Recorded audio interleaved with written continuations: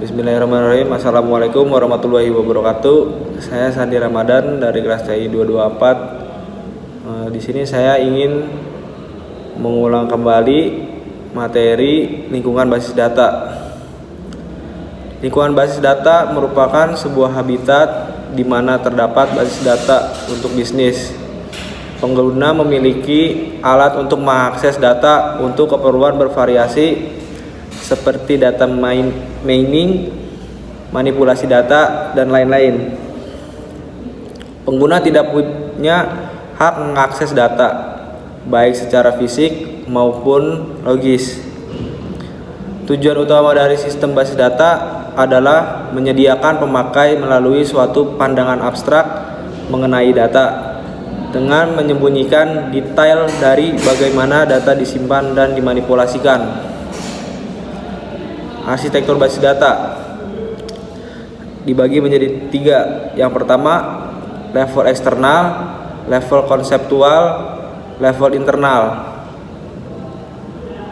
Level eksternal. Level eksternal adalah level yang berhubungan langsung dengan pengguna database. Pada level ini, pengguna user hanya bisa melihat struktur data sesuai dengan keperluannya, sehingga setiap user bisa memiliki pandangan view yang berbeda dari user lainnya. Pada level ini dimungkinkan pandangan user berbeda dengan representasi fisik dari data. Misalkan, untuk data hari secara fisik, data direkam dalam bentuk kode 1, 2, 3 dan seterusnya. Sedangkan user melihat data dalam bentuk teks nama, hari, Ahad, Senin, Selasa. Data yang dilihat oleh user seakan-akan berasal dari satu file. Secara fisik mungkin diambil dari beberapa file yang berrelasi. Level konseptual. Level konseptual adalah level dari para administrator database. Pada level ini didefinisikan hubungan antar data secara logis, sehingga diperlukan struktur data secara lengkap. Para administrator database memahami bagaimana satu view dijabarkan dari beberapa file data. Demikian pula pada saat perancangan database, mereka dapat saja membagi data menjadi beberapa file agar dapat diakses dan disimpan secara efisien. Level internal. Level internal adalah level di mana data disimpan secara fisik dalam bentuk kode, teks, angka, dan bit. Pada level ini didefinisikan lokasi ruang penyimpanan data, deskripsi data dalam penyimpanan, kompresi data agar lebih hemat, dan enkripsi data. Data independen. Konsep dari level-level tersebut akan menambah pengertian mengenai kebebasan data atau data independence. Data independence dapat dibagi menjadi 2 bagian.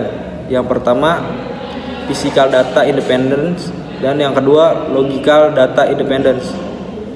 Physical data independence, bahwa internal skema dapat diubah oleh DBA tanpa mengganggu konseptual skema. Dengan kata lain, physical data independence menunjukkan kekebalan konseptual skema terhadap perubahan internal skema. Logical data independence, bahwa konseptual skema dapat diubah oleh DBA tanpa mengganggu eksternal skema.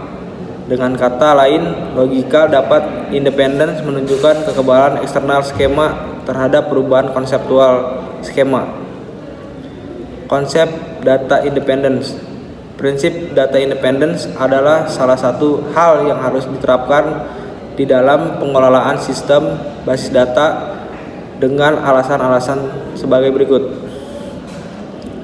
Yang pertama, DBA dapat mengubah isi lokasi perwujudan dalam organisasi basis data tanpa mengganggu program-program aplikasi yang sudah ada.